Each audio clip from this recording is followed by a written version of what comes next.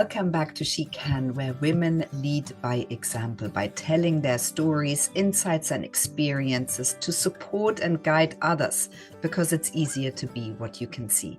And I'm really excited to talk to Jill Taylor today. Jill, you're the CEO and founder of the HuPerson Project. You're the previous CEO of Burgerville. With the HuPerson Project, you support leaders to think, act, and evolve in a rapidly shifting world. You develop groundbreaking methods for transformation for individuals, teams, and companies. You have two other co-founders you set up in 2023.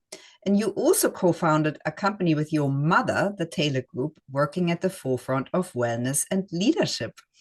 Jill, so tell us a bit more about yourself and how you got to where you are now. Yeah. Well, interestingly enough, I started out as a pediatric nurse. Wow. And I it was a nice experience of you have to really deal with the whole family and the family and the community. And Mm. so it started to train me in a particular way of approaching something. And it was great to be with the kids. But at a certain point, I knew that I needed to go further upstream to impact the health and well-being of larger populations of people and make sure we have a future for a quality of life for our next generation. So that's how I ended up going into business. And that's when I went into business with my mother at the time. She was a psychiatric mental health nurse practitioner and did counseling, and we moved it into coaching um, long before people started to think, oh, coaching's a good thing. Let's get certified. Mm. Um, and so that's kind of how it started for me. Jill, and then tell us a little bit more about the HuPerson Project. Uh, Sure. Tell us more about your co-founders, where you're at now, I would say Mhm. 2 years later, and then we talk a little bit about your learnings after. Sure. So while I was, let me just say a little background. So the Taylor Group did a lot of leadership development, and then this company I was asked to come in as the CEO, an interim CEO. Um, it had been on the shoulders of we built a leadership development program, so these people our employees could actually work in a mission-led company. Mm. So when I was asked to come in, we started to do some prototypes and experiments in how do you help employees inside of a company get present to what has meaning for them? And then Mm. how do they sort of synergistically move with the mission of the company? And when that happens, what we observed is there's much more resilience, much more loyalty, and more creativity that begins to emerge. And so the HuPerson Project, I'd say, got started right there, where we could look at different ways of how do you, as opposed to look at the past and see how it's flowing forward, how do you look at an emerging future and start to build for that? And Mm. then how do you, and a way that people can navigate that more easier than usual is to start with like a foundation of what has meaning for me. Why am I here? What's it call me to do? And who does that call me to be? And then how do I do that? How do I take action from that place? And so that's really what the HuPerson Project began to see is we would start to see self-esteem issues turn on a dime once they got clear about why am I here? Mm. Because suddenly it was like, it's not about feeling like I'm an imposter. It's like, oh, I've got something to contribute. Now, how do I do that? And in a corporate environment, I think that's been difficult to do all the way Definitely. around. And Yeah. so the HuPerson Project is to help leaders and their teams and organizations see how do you do that? And then how do you start to bring life back into the equation? So it's not just profit, it's how do we care? I mean, obviously the planet and people, but how do you actually do that? Yeah. It's one thing to say it, it's another thing to how do you give people pathways to do that? And so that's also part of what the HuPerson's about. So tell us a bit more about these transformative methods that you're using, Jill, where you are infusing some life and some creativity and some humanity back into these big organizations. Yeah. Yeah. So One of the things that we started to see as we helped lay in the foundation of life mission, not as a purpose, a one and done, but as a core organizing skill. That it's an ongoing inquiry into, okay, I know why I'm here, but now what does that want me to do? And now who does that help me become? Mm, Because I mean, we're in this age where people really do need to choose who they're going to be, and then learn how to be that. From, okay, here's where we are. I want a different future. There is a future that wants to happen for all of us, but how do I tap into that?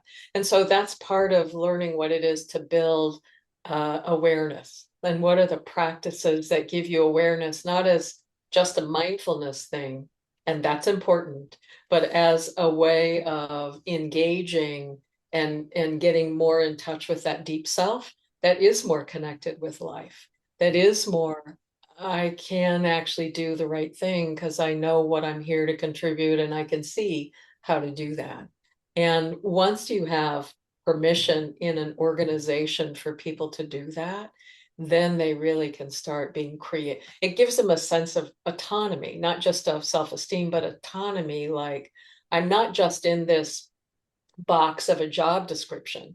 I do know what I'm accountable for. Now I can add in what has meaning for me mm, and see how that might support the work that this organization is doing while I'm contributing who I am. mm, So there's work on how do you develop awareness and presence? How do you develop a new structure of thinking? How do you step out of your own certainty and stay looking at, well, what is it now? And what is it now? Because as far as we can tell so far, the pace of change isn't going to stop. yeah, What you come up with as a solution today may be completely different tomorrow. yeah, And so how do you have the ability to shift to that quickly mm, and then can be true to what has meaning for you and be able to contribute at a similar level? And so human beings are having to learn some new skills and sensibilities to be able to do that. And that's part of what we do. We have an operating system that trains people in, once you are developing this awareness and you have these new practices that help you see the whole of what it is. And it's part of what the pediatric nursing trained me in as well, and other system work. What's the whole of it? And how do we start to see how this business could start to build life that contributes to all? mm, So at Burgerville, for example, in training people in this way, we actually could help them, like during COVID, for example, their resilience. It was hard work, but their resilience was at a level in which they could be present to people coming through the drive-through, even if they were very nasty, because it mm, was difficult. It was hard on people, COVID, being definitely.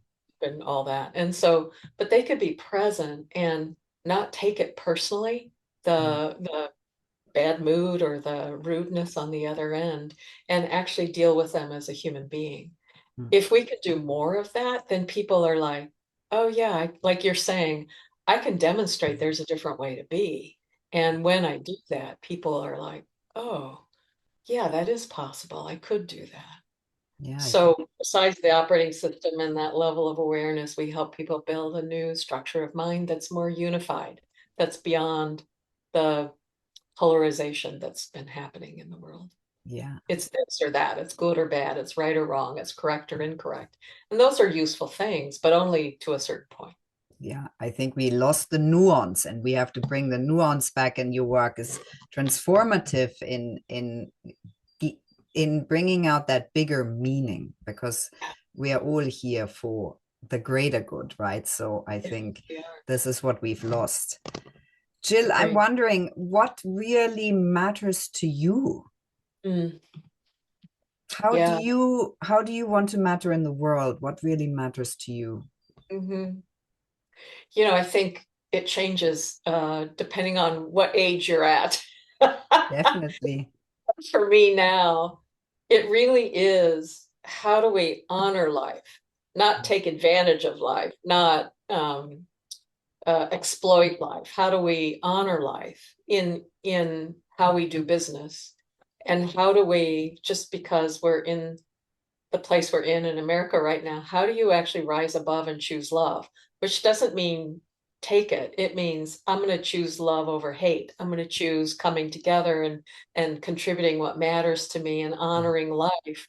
Because when I do that, we all rise. Yeah. So preparing our next generation Yeah. is also very important for me right now, because it's a this meta crisis we're in is a challenge, and there aren't good solutions. And so for me and for the HuPerson, it's how do we alter how we're doing business so that it's Mm. not just I'm making short-term profit, but sometimes I will give up the profit so that I actually can help lift a community or a part of who we serve. So it's looking at both, and I guess that's what matters to me right now. Yeah. Amazing. Jill, I'm wondering, what do you feel after so many years in transformation work? What are your main learnings, the main takeaways that you can communicate to us? Yeah, that's a really good question. Well, that first of all, I would say changes, which sometimes create grief, um, is actually a good thing for us. All the changes and the sometimes the grief that we experience along the way is a good thing. And I only say that because it actually has a sort of crack open a little bit to Mm. let a little more light in, to let a little more meaning in, to let me go, oh, I see, this is actually what matters to me. Um, I would say business is about so much more than money. And not saying money's not important. We all have to make a living. Do we need $1 quadrillion a piece? I'll just throw that in a little bit. And then building trust. I would say building trust so we can come together and do what we need to do to move life in a new direction. And then I'd say the last thing is we all have a very unique signature, and each one of us is important to how we create life now. And if I can honor my own unique signature and bring that into how I work with others as I'm building trust, as I'm honoring life, we actually could really create something pretty amazing.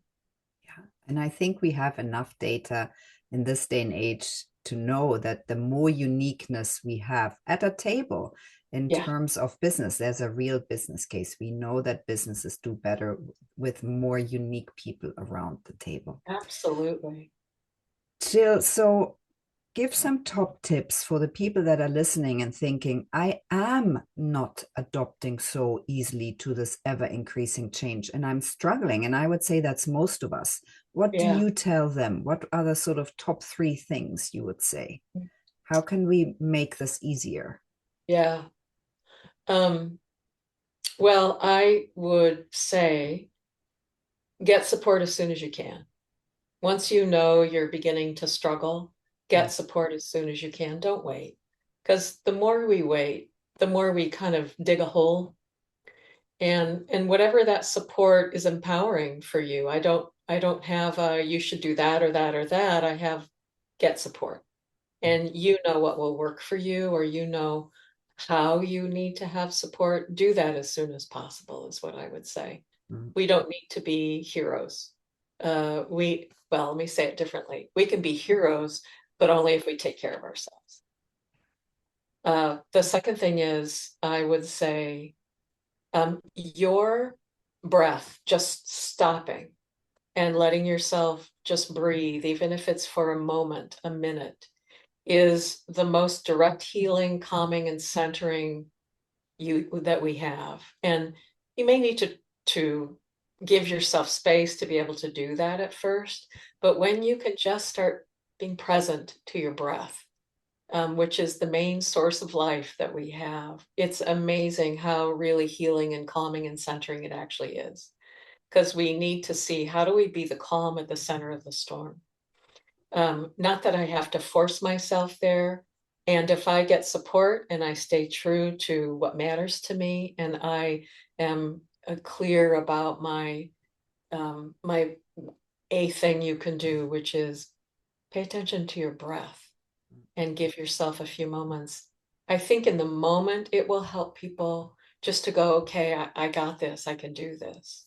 Yeah. Then long term, there's new perspectives that we truly need to cultivate and develop together. And sometimes that happens in conversation with others as we open to a question or an inquiry together. But it's really how do I start to cultivate an ability to get new perspectives, whether I bring very unique people into the conversation with me, or I do a lot of reading and determining, things that are happening. I would say all those things. Jill, and what challenges do you feel you have on a day-to-day basis running the HuPerson project, and how do you reframe them? Mm-hmm. That's a good question. So I know that, excuse me, if I get into fear or anxiety, or if I get really caught up in some of the major changes that I just don't see how they support people and life, if I get so caught up in it, then what I actually know is my brain goes more into fight or flight. It's actually not creative. And it's not that you should avoid it, it's that you just need to learn how to create some coherence internally.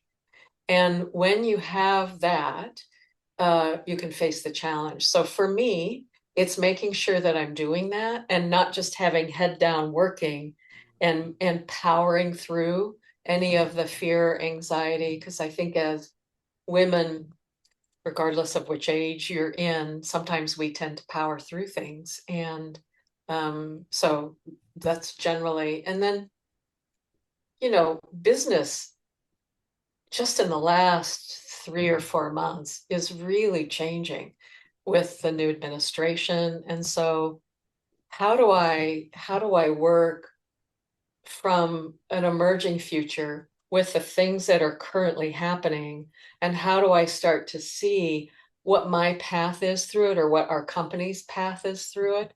And I think that's one of the big challenges probably for all of us. The only thing that I can say right now is to have the skills and practices to get that coherence, and then to learn how to be present to what's emerging, what's currently happening, and then allow yourself to make mistakes, which is part of what there is to do right now.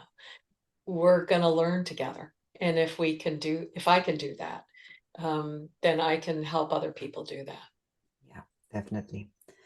Jill, and that leads me on to my next question. If you had one message for your president to help your business, what would that be?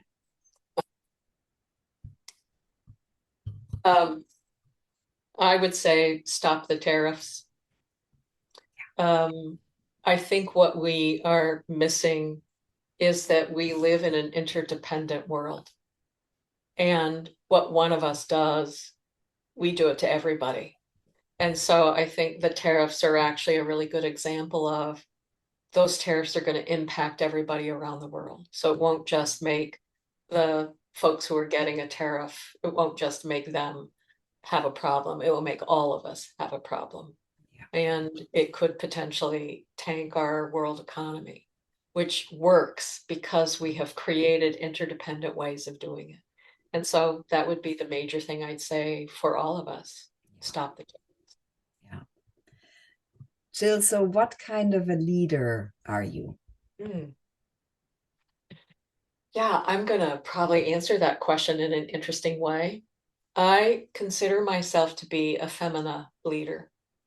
So that's doesn't mean I'm saying feminist. It means I'm saying femina. Here's what I mean by that. Femina is the plural of feminine. Hmm.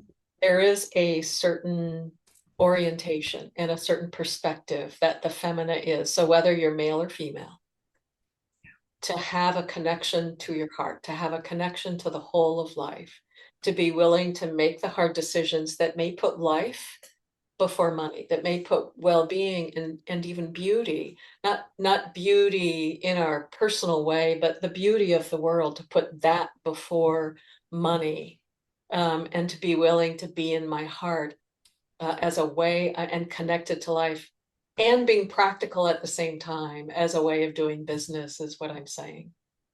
I think the femina has been in exile for thousands of years.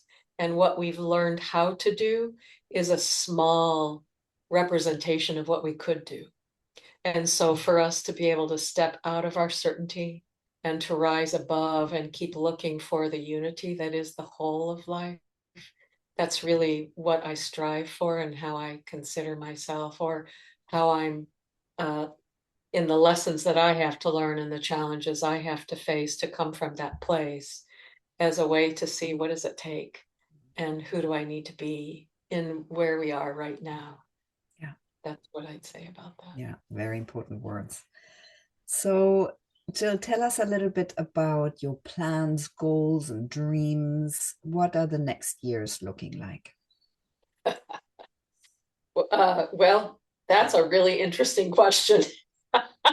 Because what I don't know that what I saw originally has changed, but it's certainly going to be morphed given current circumstances. So there is work to do in the world to actually move us out of this authoritarian move that seems to be happening everywhere, into what could happen for human life and for our whole planet together. So I think that's one of the most important things to take on for me and for our company. And whatever part of that I can play, that's what I'm listening for, both for myself as well as for the HuPerson Project.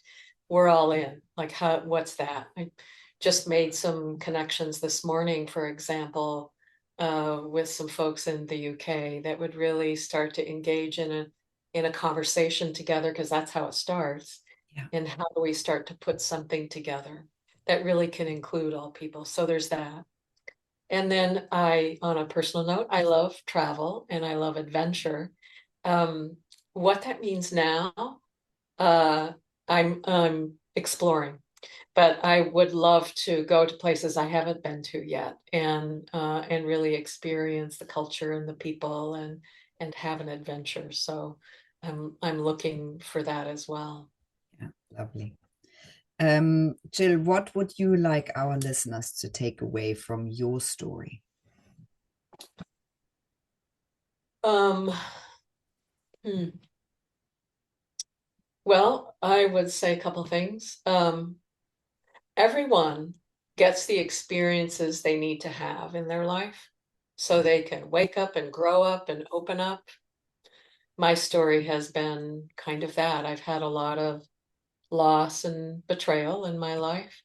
If the loss and betrayal becomes the major note in my life, then I've lost the lesson, or I've lost the opportunity that it has been to grow up.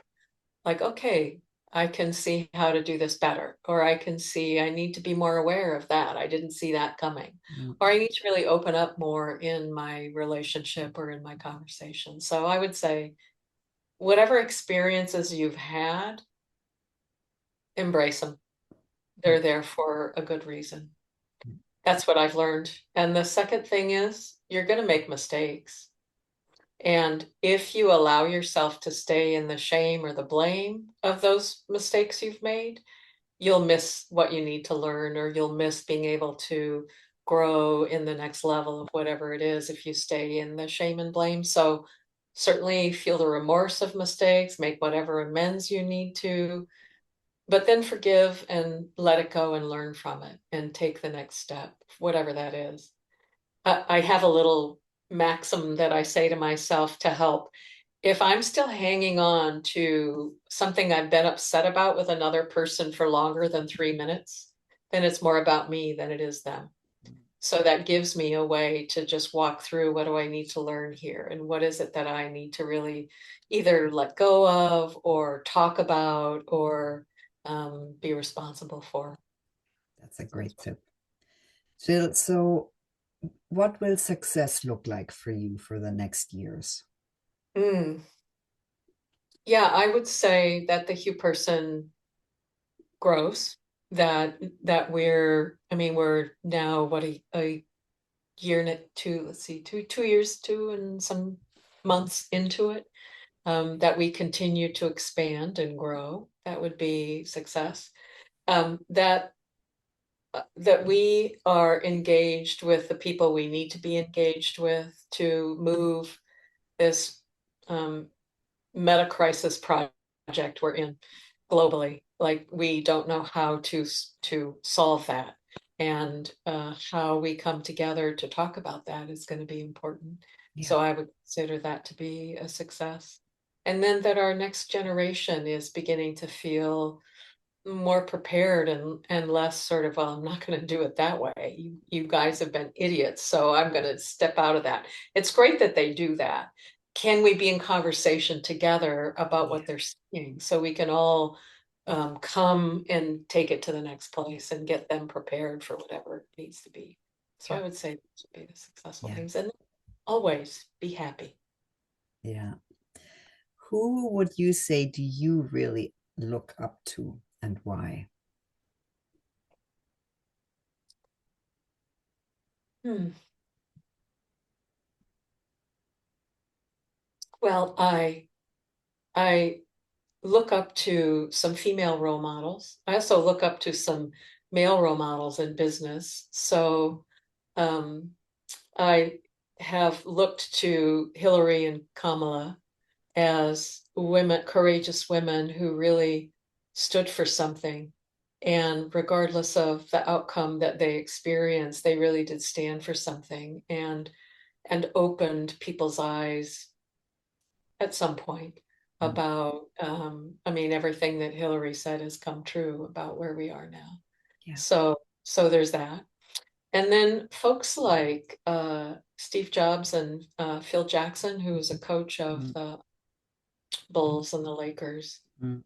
brought an unusual, I felt like he was a feminine leader, Phil Jackson. He really did bring meaning to the team, and they came together in some beautiful ways and won championships.